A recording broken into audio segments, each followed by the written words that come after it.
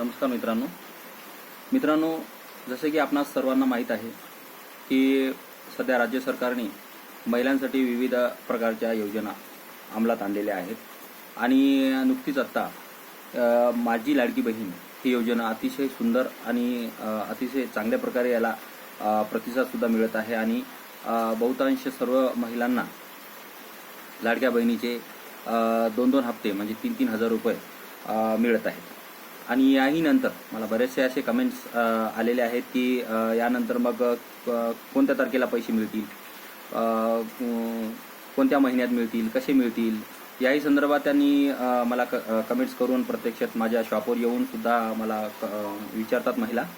तर मी त्यांना असं सांगू इच्छितो की प्रत्येक महिन्याच्या 15 तारखेला त्यांनी आपल्या खात्यामध्ये म्हणजे तुमच्या खात्यामध्ये पैसे टाकायचे ठरवलेले आहेत. म्हणजे एक प्रकारचा तुमचा तो निधीच आहे, सन्मान निधी म्हणतो आपण त्याला, सशक्तीकरणासाठी. योजनेचं मूळ कारणच ते आहे, मूळ स्वरूपच ते आहे की महिलाचं आर्थिक बाजूने सशक्तीकरण व्हावं या दृष्टिकोनातून. आणि चांगल्या प्रकारच्या योजना सरकार राबवत आहे. त्याच प्रकारे आता एक नवीन शिलाई मशीनची एक योजना आहे, जे की तुम्हाला 15,000 रुपये शिलाई मशीन घेण्याकरिता देत आहेत. ऑनलाईन अर्ज तुम्ही CSC सेंटरवर किंवा आपले सरकार सेवा सेंटरवर जाऊन करू शकता. त्यासाठी आवश्यक असे डॉक्युमेंट्स काही नाही लागत, त्या फक्त 2-3 वस्तू लागतात. म्हणजे एक म्हणजे आधार कार्ड आणि दुसरी गोष्ट बँकेचं पासबुक. आधारला तुमचा मोबाईल नंबर लिंक असणं गरजेचं आहे. या योजनेचा हे बहुतांशी भरपूर महिला यामध्ये सहभागी होऊन याचा लाभ घेत आहेत. आणि सुरुवातीला तुम्हाला 15,000 रुपये डायरेक्ट ते ना परतावा असा आहे तो निधी, तो तुम्हाला शिलाई मशीन घेण्याकरिता देत आहेत. त्याचबरोबर तुम्हाला 1,50,000 किंवा 1 लाखापर्यंत कर्ज सुद्धा उपलब्ध करून देत आहे, ते सुद्धा 5% व्याजदरासह. 5% म्हणजे काही नाही, 50,000 रुपये आणि किंवा 1 लाख रुपये या दोन्हीपैकी एक रक्कम तुम्ही कोणतीही उचलली आणि त्याच्या 18 महिन्यापर्यंत परतावा आहे. तो 18 महिन्याचा परतावा तुम्ही जर 18 महिन्याच्या आधीच जर तो परतावा तुम्ही जर कंप्लीट जर केला तर तुम्हाला 50,000 घेतले असतील तर पुढच्या वेळेस तुम्हाला 1 भेटतील 1 लाख, आणि 1 लाख जर घेतले असतील तर पुढच्या वेळेस तुम्हाला 2 लाख भेटतील. असं याचं या योजनेचं स्वरूप आहे. त्यामुळे सर्वच जास्तीत जास्त महिलांनी यामध्ये सहभाग घ्यावा, कारण का सरकार तुमच्यासाठीच ह्या योजना आणत आहेत, अंमलात आणत आहेत. आता खास मुद्दा असा आहे की बऱ्याच कमेंट्स मला आलेले आहेत आणि तुम्ही ई श्रम कार्डवर एक व्हिडिओ बनवा. ई श्रम कार्ड या संदर्भात आपण हा व्हिडिओ खास बनवलेला. सर्वात प्रथम माझ्या व्हिडिओवर तुम्ही पहिल्यांदा जर माझा व्हिडिओ बघत असाल तर तो व्हिडिओ माझा लाईक करा, शेअर करा आणि जास्तीत जास्त प्रमाणात शेअर जर केला तर कानाकोपऱ्यात असलेल्या माझ्या माता भगिनींनाही या व्हिडिओचा लाभ होईल आणि त्यांनाही काही यामधलं समजेल.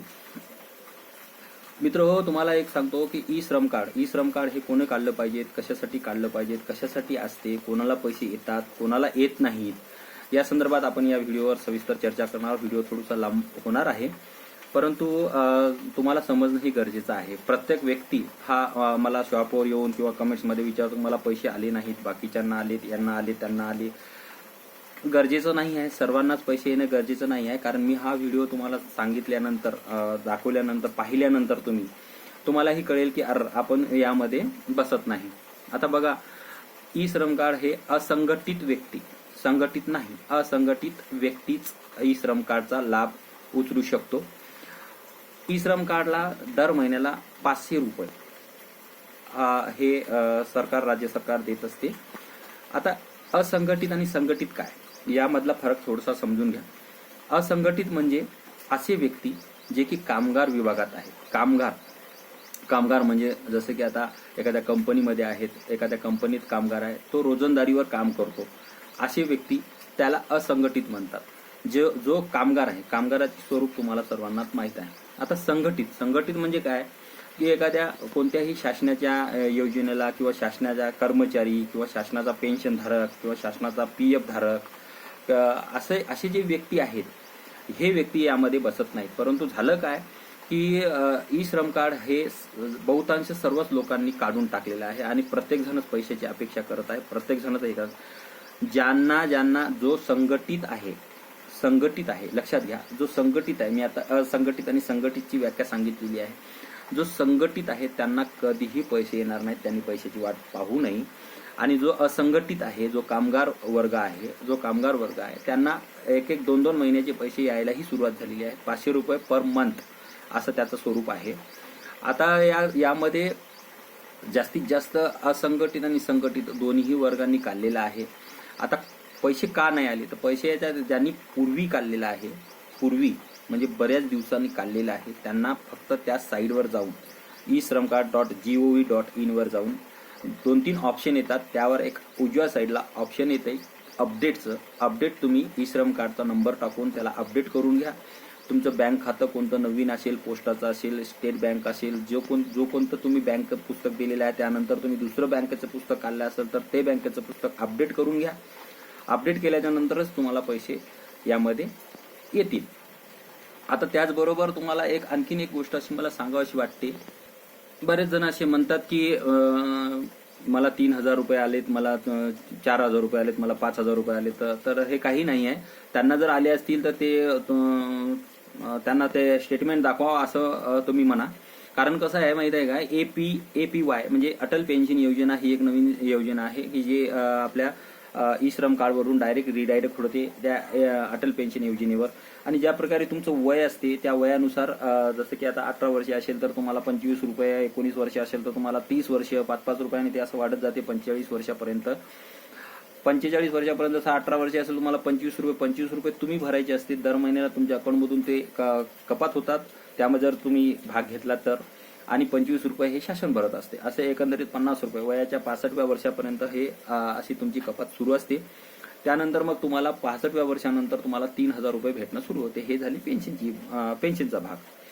तर असं काही नाही आहे, फक्त संघटित आणि असंघटित यामधला भाग समजून घ्या. कारण eShram कार्ड हे फक्त असंघटित व्यक्तींनाच याचा जास्तीत जास्त प्रमाणात लाभ होतो. म्हणजे मजूर वर्गांना, जे संघटित आहेत, जे कर्मचारी आहेत, रिटायर कर्मचारी आहेत, पेन्शनधारक आहेत, PF धारक आहेत, अशांना त्याचा लाभ होणार नाही आणि त्यांच्या खात्यात कधीही पैसे येणार नाहीत. कारण त्यांच्यासाठी हे मुळात eShram कार्ड त्यांनी काढायलाही पाहिजेत नव्हतं, परंतु त्यांनी काढलं. त्यांनी पैशाची अपेक्षा धरायची अजिबात नाही.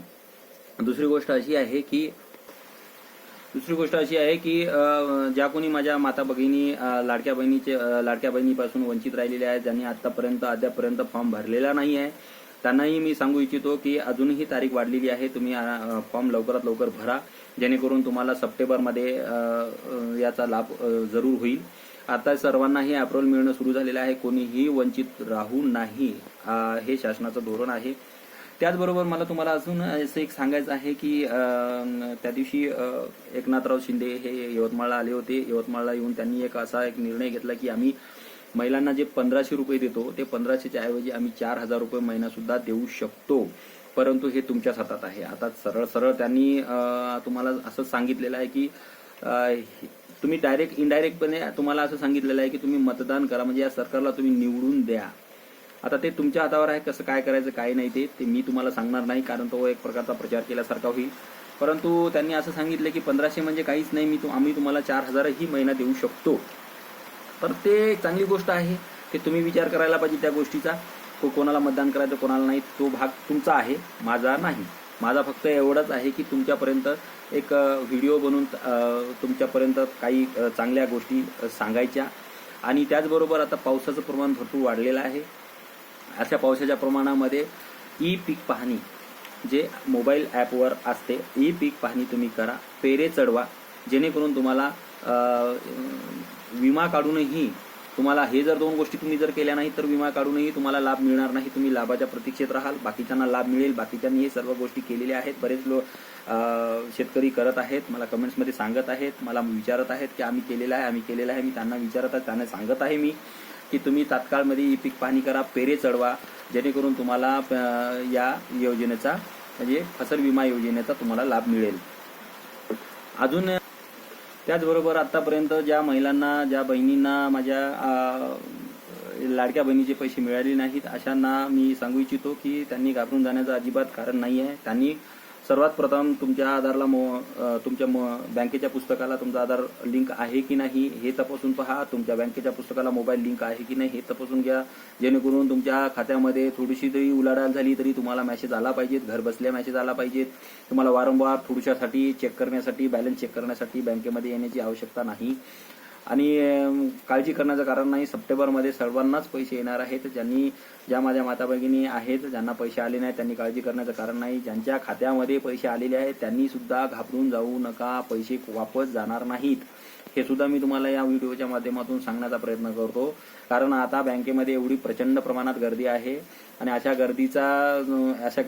गर्दीचाच फायदा एजंट लोक उचलतात. मग तुमच्यापासून पैसे घेतात, तुमचे अतिरिक्त पैसे घेऊन तुमचे कॅश काढून देतो असेही म्हणतात. शासन तुम्हाला जर 3,000 देत असेल तर 3,000 तुम्हाला मिळाले पाहिजेत. याचा मेन उद्देश असा आहे, सशक्तीकरण तुमचं झालं पाहिजे, तुम्ही सन्मानानं जगले पाहिजेत, हाच आहे. तर तुम्हाला या व्हिडिओच्या माध्यमातून मी हे सांगण्याचा प्रयत्न करतो. सतर्क राहा, जागरूक राहा.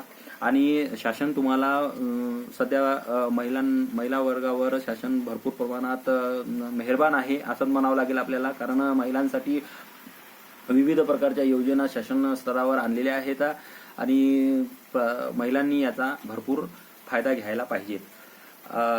नमस्कार.